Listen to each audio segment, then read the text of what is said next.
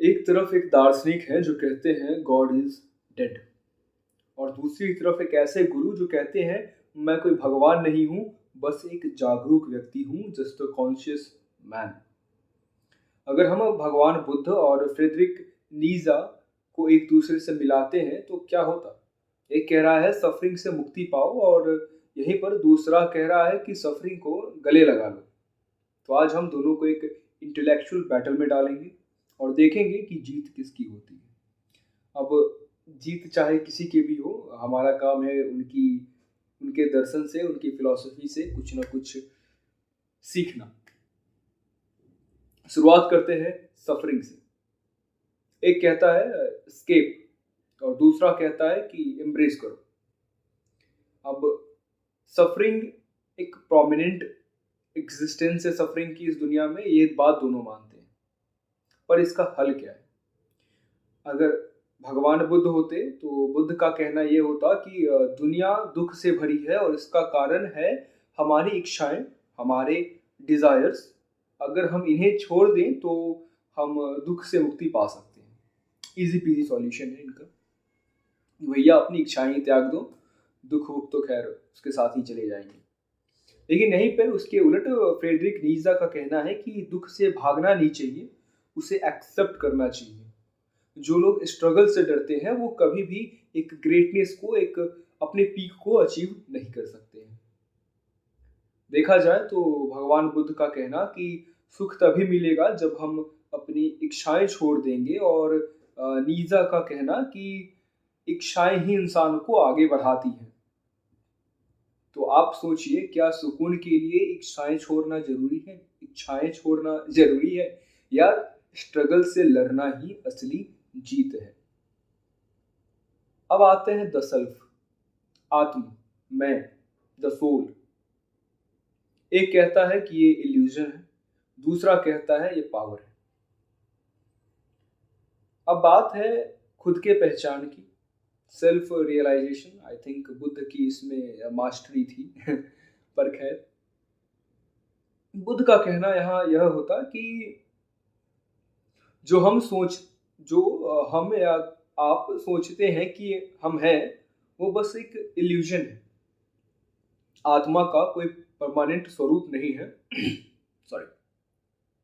तो हम जब यह समझ जाएंगे तो हम सच में आजाद हो पाएंगे। और इस बात को काफी विस्तार में भगवत गीता के प्रथम अध्याय में दिया गया है।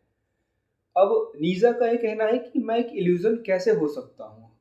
हर इंसान को अपनी पहचान बनानी चाहिए, एक सुपर ह्यूमन बनना चाहिए। अगर हम खुद को ही छोड़ देंगे तो हम बेकार हो जाएंगे।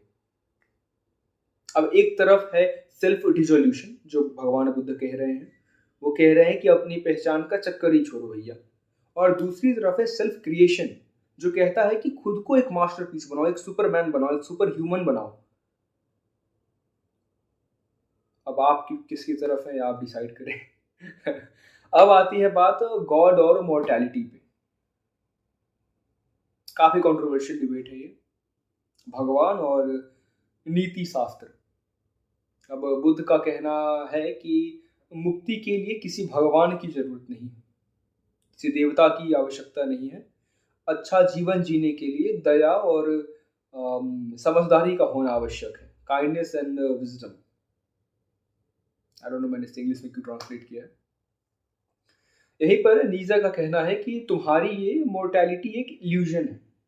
अच्छे और बुरे के आइडियाज सोसाइटी ने बनाए हैं ताकि वीक लोग पावरफुल लोगों को दबा सके। हमें अपने खुद की मोर्टैलिटी बनानी चाहिए। इसका काफी विस्तार दिया है बियॉन्ड गुड एंड इविल, जो कि उनकी नीजा की लिखी किताब है, आप ये पढ़ सकते हैं। अब बात यह आती है कि क्या मोर्टैलिटी एक यूनिवर्सल सच है या सिर्फ एक सोशल कॉन्स्ट्रक्ट? क्या भगवान के बिना इंसान एथिकल हो सकता है? तो हालांकि काफी सोचने वाली बात है। मुझे लगता है शायद नहीं। एक लॉ, एक सॉरी हाँ, एक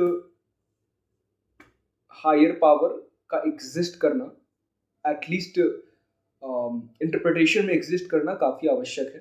ये मेरी सोच है, पर खैर अब बात आती है क्या बुद्ध और नीसा दोनों सही हैं? वेल अपनी अपनी जगह पर अपनी अपनी फिलोसफीज पर सही है, पर क्या एक इंसान हो सकता है जो बुद्ध की तरह शांत हो और नीजा की तरह पावरफुल? क्योंकि ये दोनों की बेस क्वालिटीज हैं, कोर क्वालिटीज हैं एक्चुअली, नॉट बेस। या फिर इन दोनों की फिलोसफीज इतनी अपोजिट अपोजिट है, इतने अपोजिट है, हिंदी नहीं आ रही है इसकी अब, कि एक को मानने का मतलब है कि दूसरे को रिजेक्ट करना। क्योंकि अगर आप बुद्ध की फिलोसफी से अग्री करोगे तो नीजा को आपको रिजेक्ट करना पड़ेगा, उनकी सोच को। तो आप किसका रास्ता चुनेंगे, बुद्ध के शांति का रास्ता या नीजा के पावर का रास्ता? अब ये कमेंट्स में आप बताएं, और अगर आपको ऐसे ही कुछ फिलोसफिकल डिबेट्स पसंद हैं तो बताएं, उनके फिलोसफीज को भी सामने रखा जाएगा। Well, thank you. sayonara।